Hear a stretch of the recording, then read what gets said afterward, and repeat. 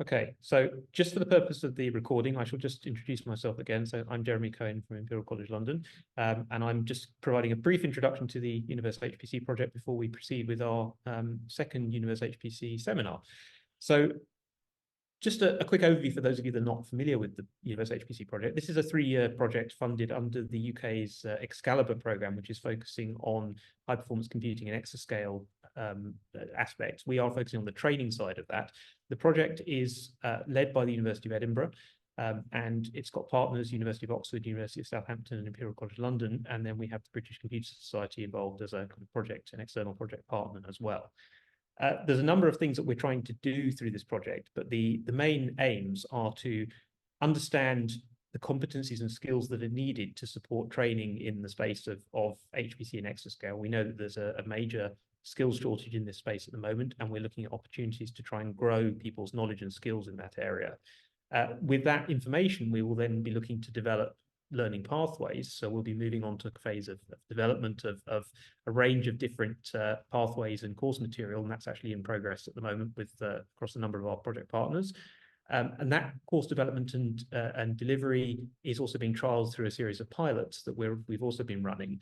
And we will be moving on ultimately then to making this kind of material available, making the outputs of the project available to the community, and helping to show what sort of pathways we believe from our work are the right routes to get people to be able to grow their skills in HPC and exascale aspects that will be very important, obviously, in the future of computing, particularly in areas such as AI, large-scale simulation, and so on. So a lot of the kind of the later stuff to the right of this slide around the community support and contributions is things that we've been focusing on in terms of getting the information out about the projects, letting people know what we're doing, letting people contribute to the process of developing the learning pathways. And we're also very conscious of the importance to ensure equity, diversity, and inclusion in this space. And you can see that that kind of underpins the aspects of what we're doing on the project. So do take an opportunity to look at our UNIVERSE-HPC website if you're interested to find out more about the project. There's lots of things going on. We will be continuing this particular series of seminars over the coming months. And we've also been running a set of bite-sized RSE sessions. Some of you may have seen those or even attended them. And we're in currently the second series of those sessions. So we have 8 sessions in the second series. We're about halfway through at the moment. So if you take a look at the website, there is a specific page for bite-sized RSE, and you can find out more about the project there, or more about the series of bite-sized RSE sessions there. So do take a look at that. Okay, so with that, I'm very, very pleased to welcome our speaker today. We're delighted to have Mishka Nims here to talk to us about widening participation in education and what can we learn post-pandemic. Mishka is the Skills and Training Manager for Data Science and AI at the Alan Turing Institute, and I know she's got a lot of experience in this area, so we're really looking forward to hearing from you, Mishka, about your take on this topic. So that I titled the talk "Widening Participation in Education: What Can We Learn Post-Pandemic?" partly because I do think that there are quite a few changes that's happened post-pandemic, but I also want to talk like more broadly. So I guess in the last 5 years, where some things have been slightly accelerated by the pandemic, but also there were some trends already going on. I also want to put out the fact that I am not a trainer myself or a teacher myself. I have done bits and bobs, but most of you are more than I am. However, I guess within my role, I'm able to see that kind of like landscape view, and I've seen like different programs and different initiatives out there. So what I want to do is to just kind of give some examples of things that I've seen working well, spotlight on a couple of projects, and then open the discussion for everybody to engage. So I'm hoping that, I don't know if necessarily half of this hour, but quite substantial time will be dedicated to discussion. You can see my screen, correct? Yeah, perfect. Okay, so just a tiny bit about me. I've been working at the Turing for 4 years and a half-ish. I work part of the skills team as a skills manager, which is quite a generic role. what I do is a mix of product management and program management and a bit of community building, quite a lot of like kind of skills gap analysis and skills competency frameworks and these kind of things. My team sits within academic engagement, and that's traditionally the team that kind of engages with universities, but now it's also with a few other types of bodies. And before coming to the Turing, I was working in research in genetics and neuroscience. And I put here a picture from last year, AI UK, in case any of you have heard about this conference. It's the national conference that we run at the Turing, and yeah, hoping I'll see some of you there this year. So I'm gonna talk a bit about the Turing just to provide a bit of context, and then I'm gonna highlight a few things around widening participation in education. Then we'll have a bit of an open discussion where we can all share from our experiences, and I'll finalize with one program spotlight and showing a few ways to engage with the Turing. I have kind of drafted the talk and the slides thinking that you are all educators. Now, I'm sure you are also researchers and probably group leaders, but I'm kind of talking with that educator hat on. So the Turing Institute was set up about 8 years ago, and we are a convener body funded by public money as well as by collaborations with industry partners and business partners. And we want to essentially enable data science and AI for social good. We have 3 big goals. One is around research and innovation, and as well as like applications. So that's quite important because we work a lot with industry. The second goal is around building skills for the future. And the final goal is around driving an informed public conversation. So that's where we work a lot with citizens, with the wider public, and yeah, try to inform both citizens, but also the government. I decided to put in this slide because these are our kind of principles of working, ways of working. And there are a few things that I think are important, particularly for when we design different educational programs. I'm gonna pick a few. I'm not gonna go through all of them, but everything we do and most people we engage with come from very, very interdisciplinary backgrounds, as you'd expect in data science and AI. So yeah, it's one of the kind of like main criteria for whenever we design a program, that kind of inclusivity, we have it from the get-go, just because the people come from very different disciplines and different backgrounds. We try to embed equality, diversity, and inclusion throughout everything we do. And we have quite like a clear strategy and action plan. And we try a lot to collaborate and convene. And hopefully a few examples I'm going to show later will kind of explain that a bit more. And finally, democratizing access. I think this is quite important. We don't want to run programs just by ourselves. We want to kind of like run programs, pilot them, see what works well, what can be improved, and then lend the model to other communities to run them. So for instance, pretty much everything you'll see mentioned as a Turing program, if you wanted to run it at Imperial or in other places, we are very like open for discussion. Some of them will be ready, others won't be so ready, but that's kind of where we are heading to. Our place in the ecosystem is, I kind of call ourselves a bit of a collaboration space or a convener. So we provide independent, impartial, and trusted advice for government, industry, and civil society. We we provide national leadership, focusing on national priorities for the public good. And for instance, in the skill space or education space, we have quite a lot of work going on under national skills through things such as the Alliance of Data Science Professionals, so trying to kind of standardize data science roles and to professionalize this role.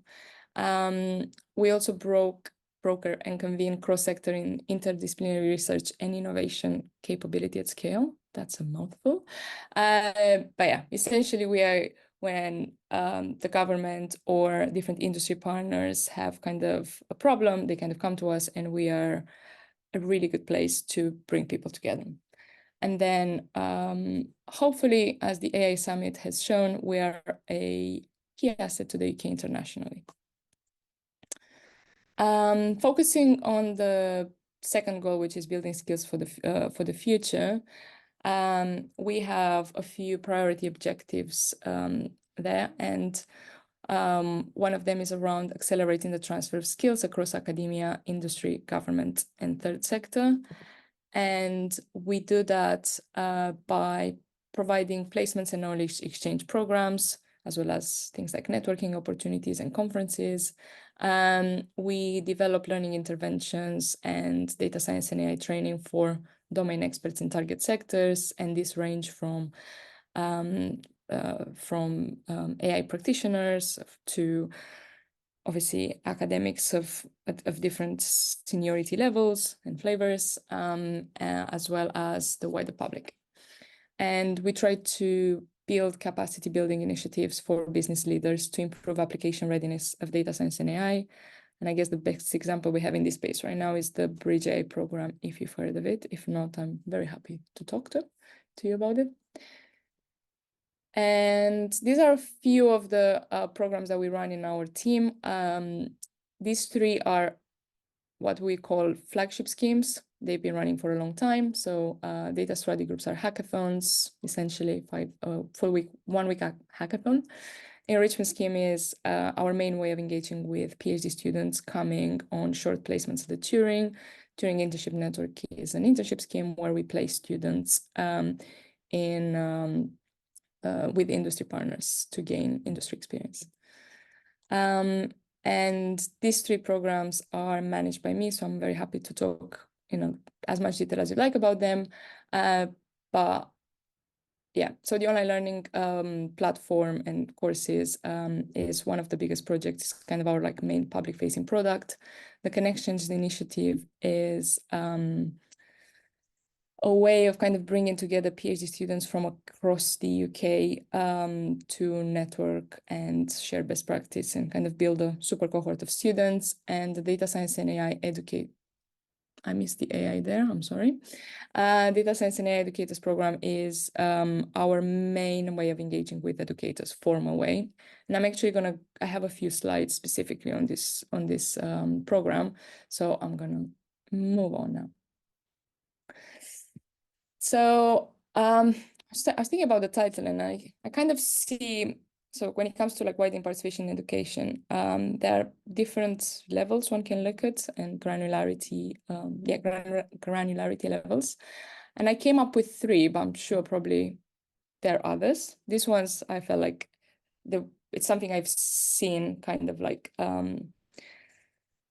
evolving over the years. So there are certain new funding schemes and education opportunities specifically aimed at widening participation, what would also be called kind of positive change. For existing opportunities and programs, there is a lot of sometimes program leads redesign these with inclusivity and accessibility in mind. And then there is another level, which is around keeping learners engaged and making sure that the opportunities that we already offer them are as inclusive and engaging as possible. And then the kind of post-pandemic teaching is a recurring theme across these 3 years, I would say. And I will give a few examples. So on the new opportunities, or new kind of, there is a lot of, I essentially got a bit lost when I was drafting these slides, because sometimes we call them activities, some other times events or opportunities or programs. Kind of mean the same thing. Obviously, depends on what you work on. But yeah, essentially, identifying the gap and why there is a gap is kind of the first step. Then trying to address that by seeking allies, collaborators, funders, sponsors, and so on, is really important to kind of get that off the ground. And I guess the funder sponsors is quite key there. And then if there is a gap, there must be a gap for a reason, in terms of accessing a certain audience. So designing with a target audience in mind is crucial, and even more important if we can co-design, that is great. And then obviously continuously evaluate and improve. I believe that most of us in this room are not in a position to necessarily kick off new schemes. So I just want to give like some examples of successful things I've seen, but then move us on to other things that I think would be more relevant. So Neuromatch Academy is a summer school that was set up as a response to the pandemic in 2020, I think. And it's a good example I've seen, but I'm sure there are many others, where essentially lots of people working in computational sciences, neuroscience, AI, all sorts of related fields came together and realized that summer schools were very elitist, and that only certain people can access them, and and that they're quite like cost intensive and many other things. So they approached that by one, delivering things online, which already increased accessibility a lot, then delivering the same. So it was like a three-week summer school that I think it reached something like 600 people within that summer school. So, the numbers were massive compared to what you normally see. Some of the most excellent and inspiring people working in the field volunteered their free time to work on this. They ran it over like 9 time zones at the same time. All the materials were open source. They've run everything. It required a lot of coding and programming. So they made sure that, for instance, computing power wasn't an issue. So they ran everything on Google Colabs, prepared tutorials really well, made sure that they reached countries, like they did targeted advertising in countries where there was kind of a bit less representation in the summer schools, for instance, the Middle East, quite often. And now, what is it? Almost 4 years on, they went from computation neuroscience to climate science and educational sciences and a few other things. It's completely self-sustaining. All the materials ever presented are not only accessible, but useful. Like they've been designed so that people can actually find everything they need and take those tutorials or lectures in their own time and so on. And yeah, just keeps running. And I that's an experience, an education program I experienced myself, and I was impressed with. And I put more information. So there are some links, hyperlinks at the bottom, and there is a paper on arXiv, I think, that you can access, and they talk about way more stuff there. And then the Office for Students, amongst others, I assume, they've set up a lot of conversion courses, again, realizing that there is quite a big gap in this case, in data science and AI. Well, there's a skills gap, and then there's an underrepresentation issue. So they've developed these conversion courses that are free of charge. People receive a stipend even in some cases, and they are specifically aimed at certain underrepresented groups. And yeah, there's some criteria. There's more information on the website, so I'm not going to go too much in detail. Next in, I hope yeah, I hope I'm not repeating things that you already know, but I want to kind of like reinforce things that I've seen working well, I guess, and then open the discussion. So for existing opportunities, programs that are already running, things that I've seen working well is, I guess, the obvious: offer longer time windows, ideally kind of even offer pre-announcement before applications open or call opens or something. And definitely offer alternative ways to participate or apply, maybe with some support. So for instance, one example I have is the enrichment schema, the Turing. When, well, something like 6 years ago, it had pretty much no women, pretty much everyone white, and pretty much everyone coming from like mathsy backgrounds at Oxbridge-ish. Not quite like that, but anyway, I'm exaggerating a bit.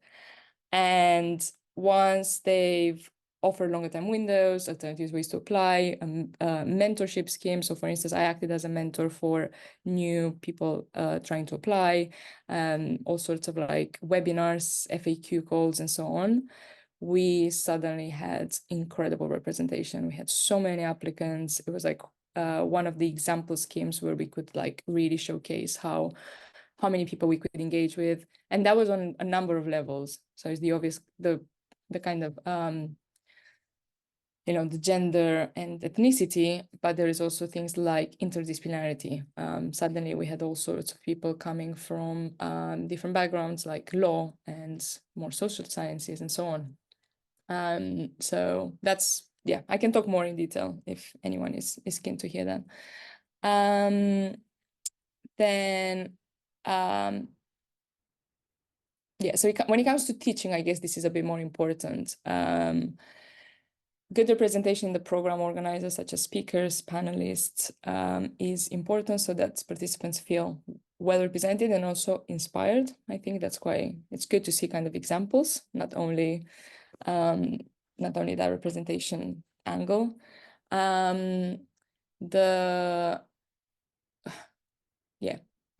We can't quite positively select for specific protected characteristic because that is against the law. But what we do is to target directly underrepresented groups, and we've seen that working really well. I gave an example such as women in STEM. Sometimes in certain schemes we can ring fence spots, questionable. And what I've also seen working quite well, and we've done a few times at the Turing, is lottery ballot for equally qualified candidates. And this is some people are very against it. I'm very pro. I do think that there are so many idiosyncrasies sometimes when it comes to reviewing candidates that once they've passed the minimum criteria, the lottery ballot actually offers more inclusion in some ways. We've also noticed this kind of like network effect, which probably many of you have noticed as well, on things like LinkedIn, Twitter, other platforms, having that kind of like impact, well, endorsements and promotions from previous participants, really, really stand as testimony to the success of that activity or program, but also things like impact stories, having maybe like a spotlight on a previous participant, spotlight on something that people can kind of refer to when they are interested in that program or activity. Most things that I'm mentioning, well, some things that I'm mentioning here might be applicable to teaching in a university course, but I guess most of them are more like the extra courses that students have to take, I would assume. And then, yeah, things like access funds, providing reasonable adjustments, covering expenses. For things like the data study groups or our in-house hackathons, we make sure that everything is cost neutral. We pay for everything from accommodation to subsistence to travel and so on. For certain schemes, we also offer honoraria. I think in academia, it's quite hard sometimes to offer that, but it is valuable when it's possible. or things like vouchers. So that's sometimes a bit easy. Okay. During teaching, I mean, like once an activity is already running, some of the things that I've seen kind of working well is this move towards blended and or flipped learning, which actually involves like a mix of teaching and discussion, is really, really effective.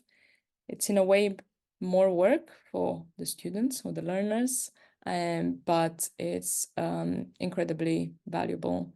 And I think we've all witnessed that, both as organizer and as participants. I'm of the opinion that hybrid teaching is very, hybrid discussions more, I guess. It's very questionable, but I'm very open to hear your thoughts. But I definitely think that parallel sessions can work. So having kind of almost like facilitation in person and online running at the same time, that can work really well. The next couple of points I added there is around kind of ongoing engagement. So, you know, there is a program taking place, and then the worst I've seen actually is when there is a kind of like 2-hour workshop, 4-hour workshop, and then people completely forget about it, like move on, and there is no engagement before or after. Whereas for opportunities where there is either kind of a more longitudinal program or with like a full week long, or yeah, like other more time intensive, I guess, opportunities, it's a bit easier to offer engagement. But also for the shorter ones, having Slack or similar, a discussion forum, is really, really helpful. I'm going to mention about Mentimeters in the next slide, because we had someone giving a talk in one of our programs talking about Mentimeters, and personally I've never experienced that because I've never been taught with them or taught someone, but it does seem that they are really, really effective. I'm going to go into a bit more detail. And then pre and post event engagement helps build communities. I guess that's following up. Becoming savvy in using online learning environments. I know that many people feel like we just have to use them. I'm a fan because I set one up and I appreciate the value in it.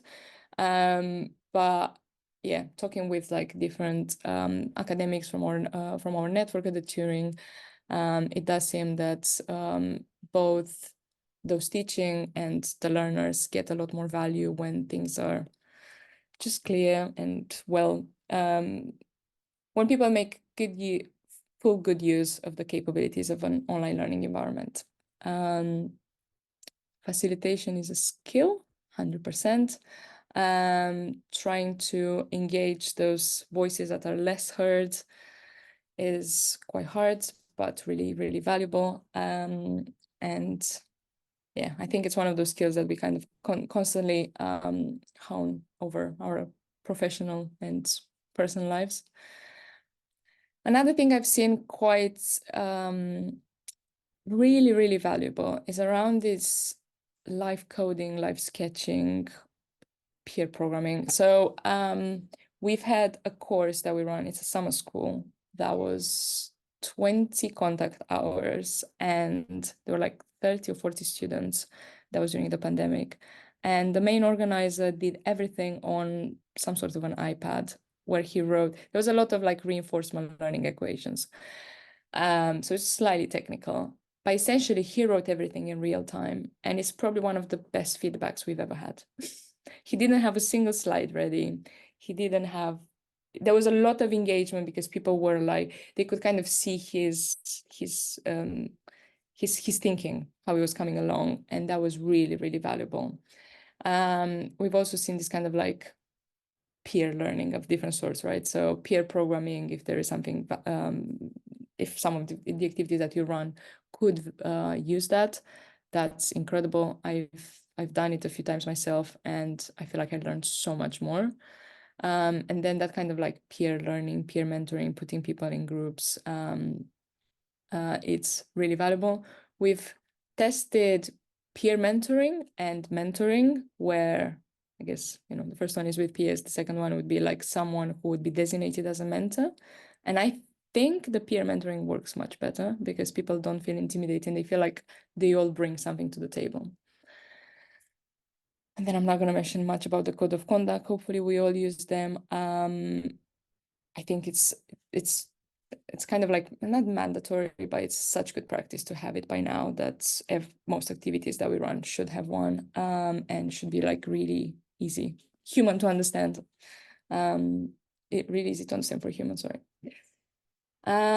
Moving us on, I'm not going to go too much into detail here because these are not my slides. I screenshotted really from one of the talks that we run under the Educators program, which I'm going to talk about more in a bit.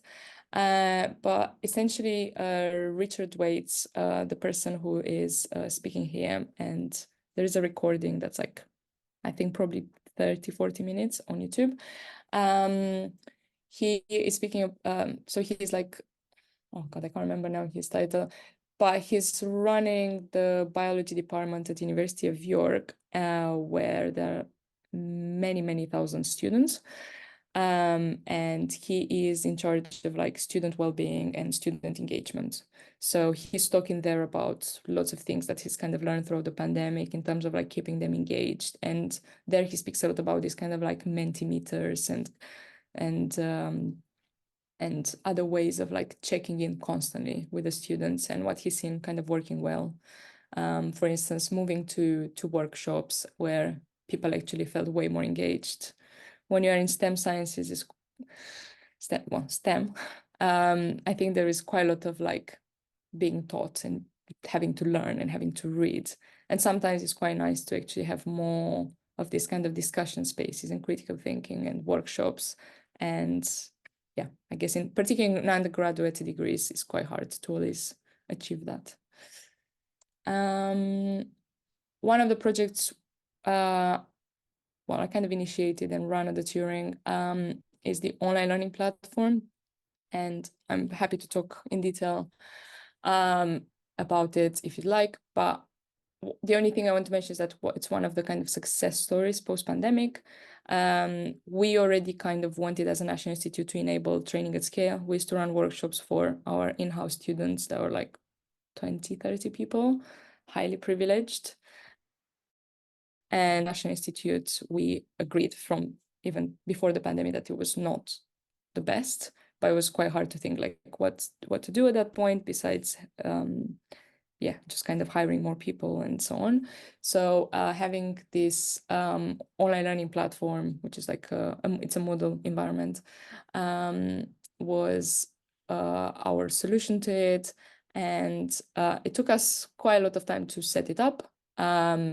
But it's been really, really successful. It's been mentioned in the top 10 achievements last year. We launched it at AI UK last year, and we have more than 3,000 users now. We are reaching an international audience, which we don't really reach in other ways, which is really, really valuable. We can enable this learning of scale. We have lots of exciting ideas around it that are not quite fully fleshed right now. And I think one of the nice things about it is also that it's this kind of like engagement platform and learning material repository for different communities and projects to fit in, which is really valuable. So one of the programs that I've been running at the Turing, and successful with a humble note, is called the Data Science and AI Educators Program. And I guess given the kind of remit of the talk, I wanted to talk a bit more about it, things that we've kind of done well there. And I can also mention the things that definitely need improving. So we set up this program because we identified a gap where people work teaching data science and AI can't quite keep up with everything that's happening. They come from such interdisciplinary backgrounds that they don't, all of them have well, not all of them, but I know many people have imposter syndrome. They don't feel confident. They don't really know where to go and ask for support. It's not very well established. I guess that's the main thing to mention, but it's also very fast moving. So we kind of wanted to address that gap, and we set up the program aims to identify, navigate, and overcome barriers in data science and AI training, supporting quality enhancement, both nationally and internationally. We call it a national program, but really it's an international program, and we've had probably a fifth or a fourth of the people are international. Wanted to foster that community, so that was really, really important, supporting knowledge exchange and sharing of best practice or good practice, empowering educators with the confidence and knowledge to continue to enhance their practice, stimulate the development of open and inclusive curricula, and to support the uptake of data science and AI training across a wide range of disciplines. So some of the topics that we taught in the program are mentioned here. Essentially, it's a longitudinal program, and for 10 weeks, for like an hour and a half each week, we would have a session, what we would call a cohort call, which is very much inspired from the open life sciences and the carpentries. And we would walk them through these topics. So identifying learner needs, challenges of teaching data science and AI, kind of open discussion platform.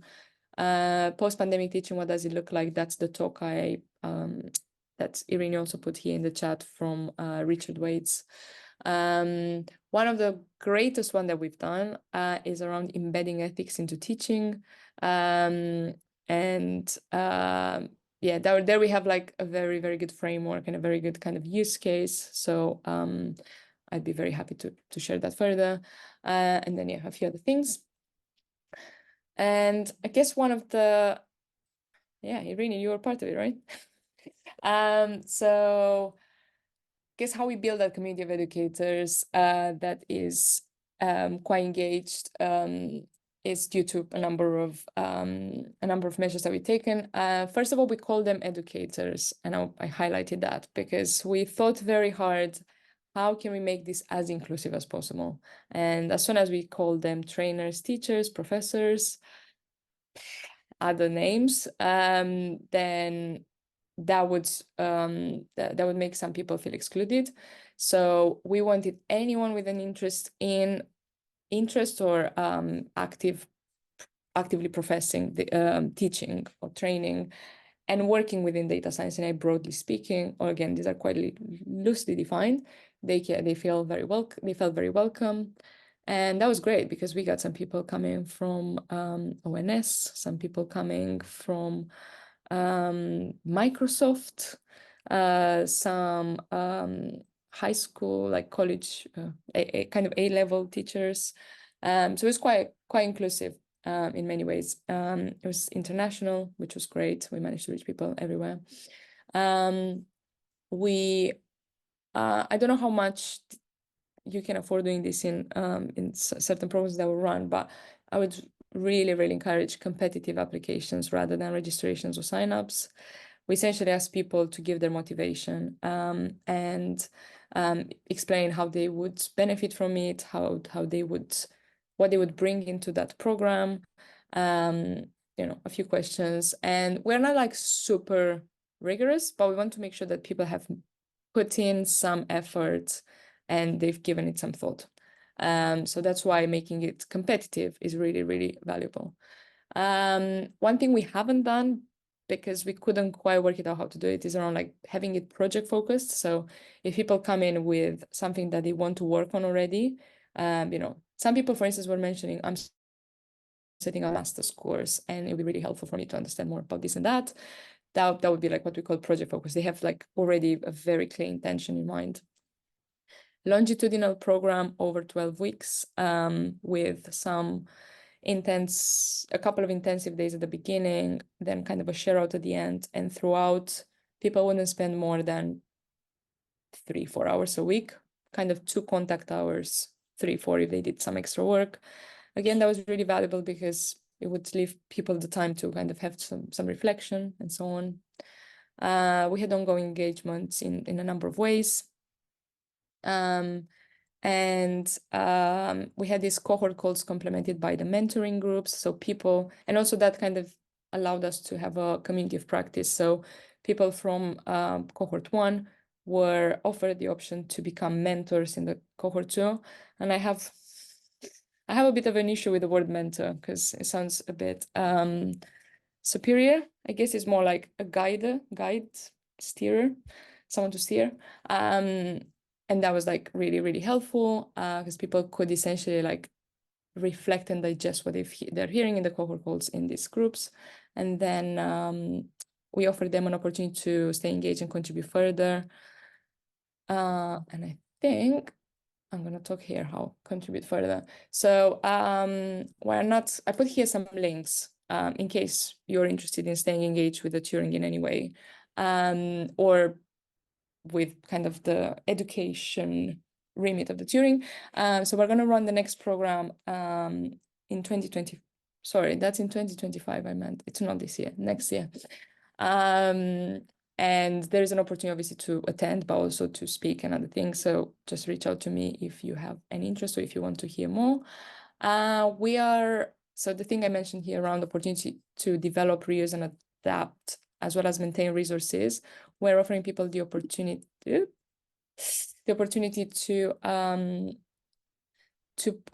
take part in a book dash, like Irene was mentioning earlier, where they will develop these materials, and it's going to take place early June. So if you sign up to the Turing Way newsletter, which is anyway very interesting and very useful, you'll hear from there. The Turing Way is an amazing community. Me and Irene are part of it. I'm sure some other people in this call, and many of them will identify as educators. There is a data science interest group, which is if you want to kind of keep loosely connected. And then on the online learning platform, we have a suite of courses, particularly responsible AI right now, and a few other topics like data visualization. All of them are free of charge. You can point your students there. You can take them. You can offer us feedback for them. They're all open source, and meaning that they can be readapted, reused if you do want that. Especially if you have a Moodle environment, it's very, very easy to essentially export the materials and put them on your platform. So yeah, I'm very happy to talk about that. And that's it. I appreciate we're pretty much at time.